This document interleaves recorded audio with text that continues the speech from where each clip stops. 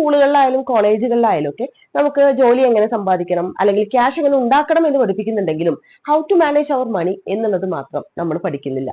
So അതിനുള്ള മണി management ടിപ്സിനെ കുറിച്ചാണ് ഇന്നത്തെ വീഡിയോ ഡിസ്കസ് ചെയ്യുന്നത്. ഒരു മാസം സാലറി വരുന്ന സമയത്ത് സാലറി ക്രെഡിറ്റ് ആവാൻ ഒഴിവില്ലാതെ നമ്മൾ ചെയ്യുന്ന കാര്യങ്ങൾ എന്താണെന്ന് വെച്ച് കഴിഞ്ഞാല് നമ്മുടെ റെന്റ് അടയ്ക്കുന്നു, അല്ലെങ്കിൽ EMIs ക്ലോസ് ചെയ്യാൻ നോക്കുന്നു, ഫോണിന് റീചാർജ് ചെയ്യുന്നു, ഇങ്ങനെയുള്ള കാര്യങ്ങളാണ്. സോ അതിനൊക്കെ നമ്മൾ വളരെയധികം ഇമ്പോർട്ടൻസ് കൊടുക്കുന്നുണ്ട്. അതേപോലെ തന്നെ നിർബന്ധമായിട്ടും നമ്മൾ ഇമ്പോർട്ടൻസ് കൊടുക്കേണ്ട കാര്യമാണ് സേവിങ്സ്. നിങ്ങൾക്ക് 5000 ആയിക്കോട്ടെ, 10000 ആയിക്കോട്ടെ, എത്ര രൂപയാണോ നിങ്ങൾക്ക് കിട്ടുന്നത് അതിന്റെ ചെറിയൊരു പോർഷൻ നാളത്തേക്ക് വേണ്ടി മാറ്റിവെക്കാൻ ശ്രമിക്കുക എന്നുള്ളതാണ്. നമ്മൾ ആവശ്യമുള്ള എല്ലാ സാധനങ്ങളും പർച്ചേസ് ചെയ്യുക അല്ലെങ്കിൽ നമ്മുടെ ആവശ്യമുള്ള എല്ലാ ആഗ്രഹങ്ങളും സാധിക്കുക എന്നത് പോസിബിൾ അല്ല.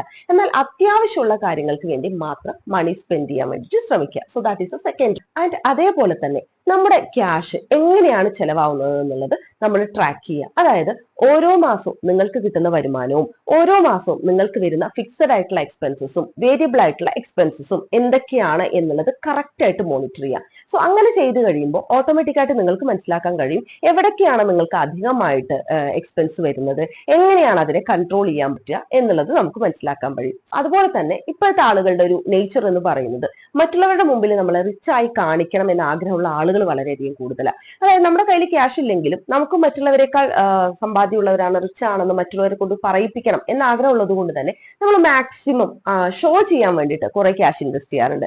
ആവശ്യമില്ലാതെ കുറെ ഡ്രസ്സിലും അല്ലെങ്കിൽ കോസ്മെറ്റിക്സിലും അല്ലെങ്കിൽ ബിൽഡിങ്സിലോ അതുപോലെയുള്ള കാര്യങ്ങളും. സോ മറ്റുള്ളവരെ ബോധിപ്പിക്കാൻ വേണ്ടിയിട്ട് ക്യാഷ് ഇൻവെസ്റ്റ് ചെയ്യുന്നത് നിർത്തുക. കാരണം മറ്റുള്ളവരെ ബോധിപ്പിച്ചുകൊണ്ട് യാതൊരു കാര്യമില്ല. ബോധിപ്പിക്കാൻ വേണ്ടിയിട്ട് നമ്മൾ എത്രത്തോളം നമ്മുടെ മണി സ്പെൻഡ് ചെയ്യുന്നു അത്രത്തോളം നമ്മൾ ദാരിദ്ര്യത്തിലേക്ക് നടന്നു നീങ്ങുന്നു എന്നുള്ളതാണ്.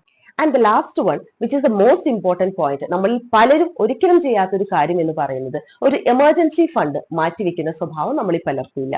അതായത് പെട്ടെന്നൊരു അപകടം സംഭവിച്ചു, നമുക്കൊരു ഹോസ്പിറ്റലിൽ പോകേണ്ടി വന്നു, ചിലപ്പോൾ മന്ത് എൻഡ് ആയിരിക്കും നമ്മുടെ കയ്യിൽ ക്യാഷ് ഉണ്ടായിരുന്നില്ല അല്ലെ. സോ ഇങ്ങനെയുള്ള കാര്യങ്ങൾ മാനേജ് ചെയ്യുന്നതിന് വേണ്ടിയിട്ട് നിർബന്ധമായിട്ടും നമ്മുടെ ഒരു അക്കൗണ്ടിൽ എമർജൻസി ഫണ്ട് നമ്മൾ കീപ്പ് ചെയ്യണം. അത് ഒരിക്കലും തൊടരുത്. It is only for an emergency.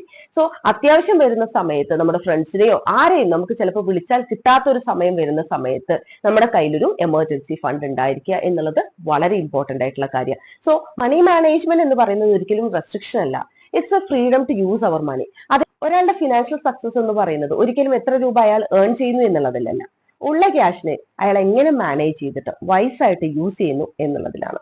Thank you.